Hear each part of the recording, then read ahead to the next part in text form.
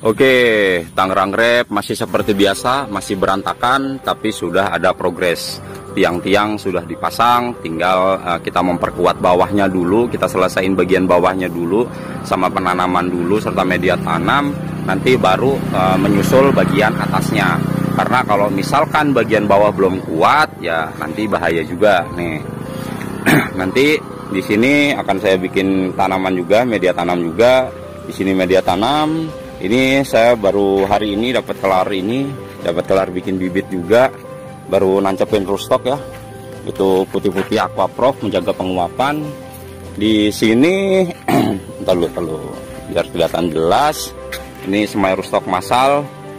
Ini baru tanam rootstocknya, nanti baru di grafting ya. Ini juga masih baru tanam rootstock, Yang ini rootstock kangkung, ubi ya, ubi ini singkong yang khusus diperuntukkan untuk diambil daunnya aja. Nah di sini ada bahan-bahan organik dari sawah. Nah sawah itu kita manfaatkan jeramiknya untuk dibikin media tanam alas paling bawah, nanti dilapisin sama kohe, dilapisin humus bambu, dilapisin sama sekam bakar sama sekam mentah. Nanti juga akan dilapisi sama jerami lagi. Nah habis itu difermentasi selesai, baru kita tanemin media tanamnya selagi menunggu bibit ready, karena kita nggak buru-buru nanam bibit ya. Oke.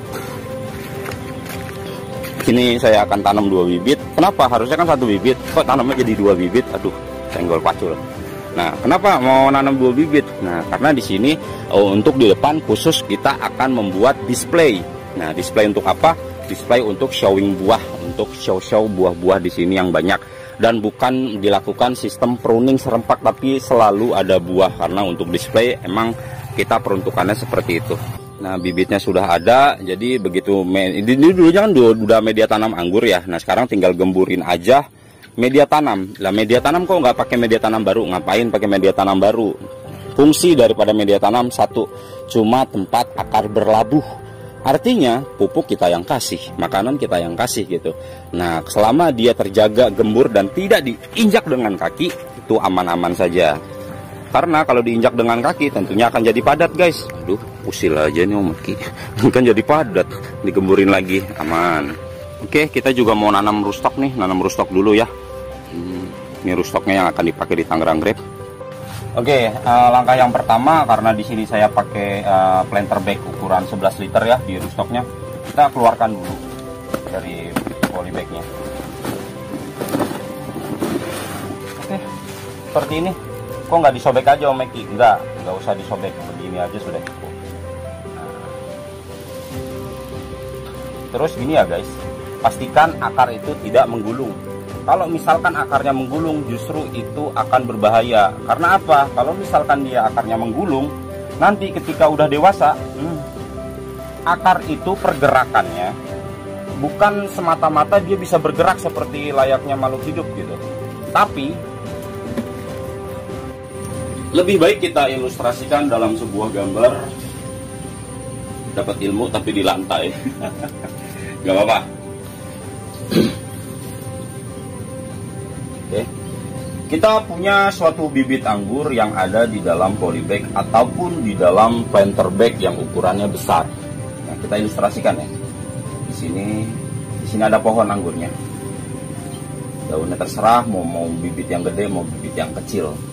Nah, sekarang kita harus membayangkan. Membayangkan apa? Membayangkan akar. Akar yang ada di dalam sini tentunya dia akan tumbuh ke bawah, mentok. Dia akan ke samping, dia akan ke atas, dia akan ke sini, dia akan ke sini. Nah ini baru 1, nggak ada 2. Oke, kebayang akarnya seperti apa? Seperti cacing yang nggak jelas hidupnya. Nah, oke, setelah itu kita harus membayangkan step yang selanjutnya.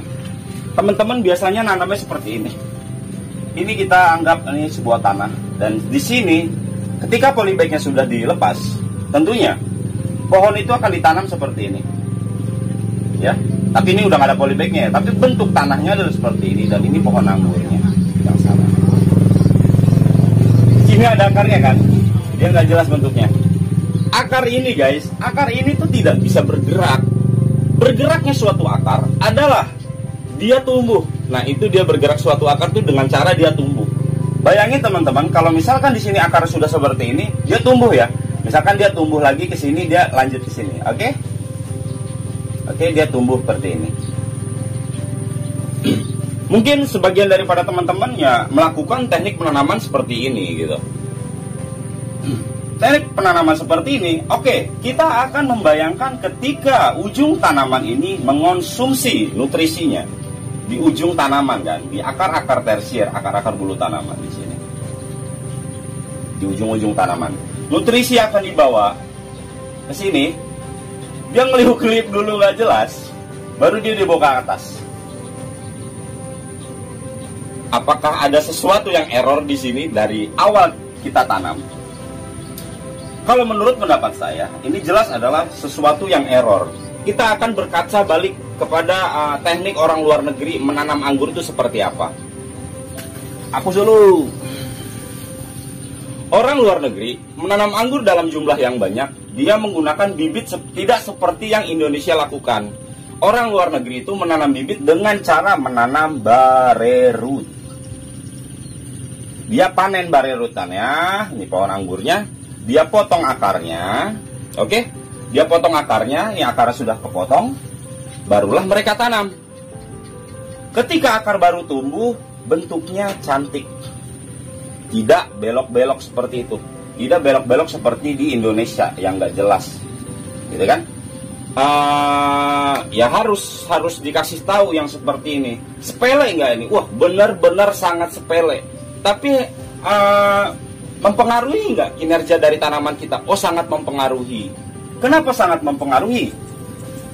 Contohnya seperti ini. Ini ditanam ya. Ini akarnya udah semerawut. Ini udah tumbuh gitu. Nutrisi yang akan ditanam ini, iya kalau misalkan dia bentuk lekukannya langsung begini. Kalau misalkan ada tekukan, tentunya ada penambatan nutrisi di situ. Nutrisi yang terhambat. Nutrisi yang terhambat itu apa yang terjadi? Ketika dia numpuk dari suatu tekukan itu, ada di ujung sini. Dihapus dulu guys. Betul? Misalkan ini akar, dia ketekuk begini. Nah ini baru ke pohonnya, gitu kan? Di sini tekukan ini. Tekukan ini akan terjadi yang namanya bintil akar. Bintil akar itu penumpukan nutrisi. Ini kita berbicara berbicara tentang akar, bukan berbicara tentang penyakit. Dia akan numpuk nutrisinya di sini menyerupai seperti kentang, guys. Bahkan banyak juga yang terjadi penumpukan di bagian bonggol di bawah sini, gitu loh. Ini menurut saya. Gimana cara yang paling bagus untuk menanam tanaman anggur?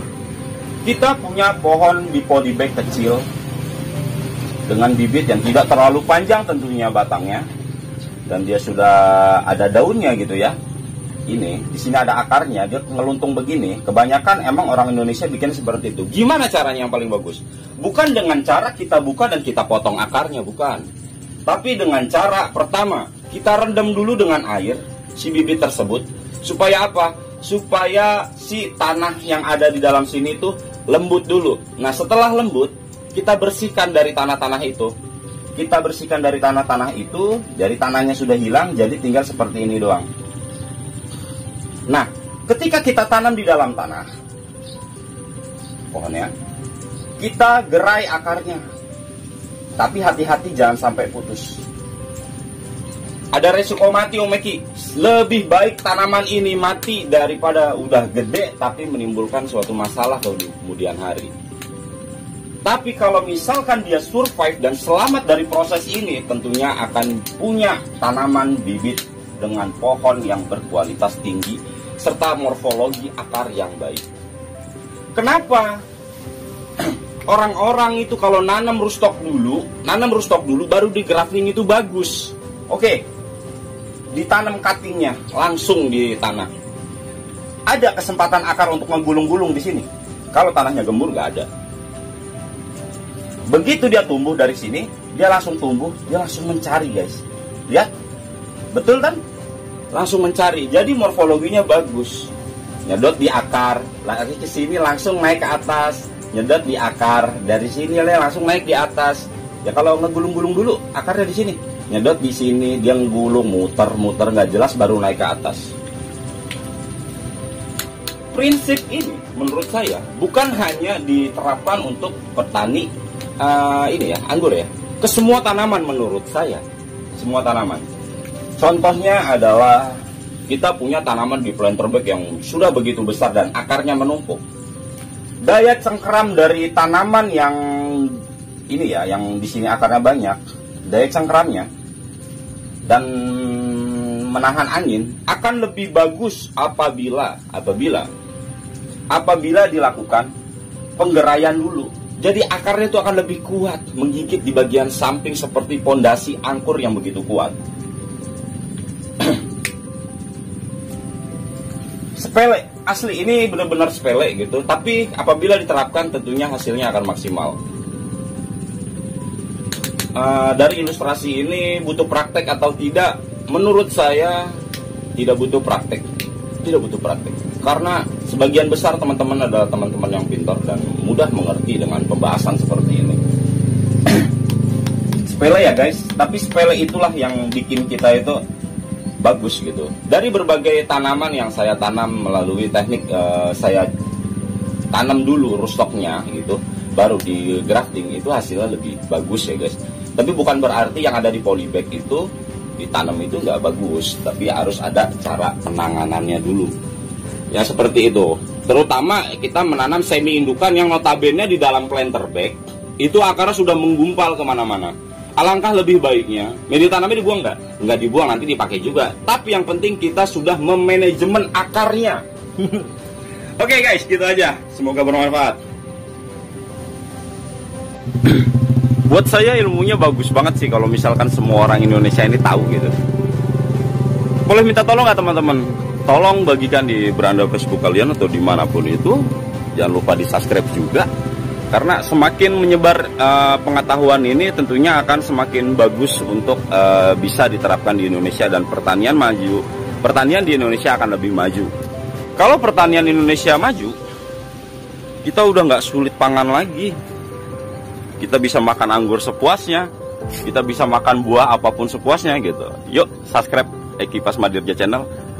Tangerang Grab sekarang udah dirubah lagi. Salam kuku hitam, kukunya masih hitam walaupun sudah dipotong. Assalamualaikum warahmatullahi wabarakatuh.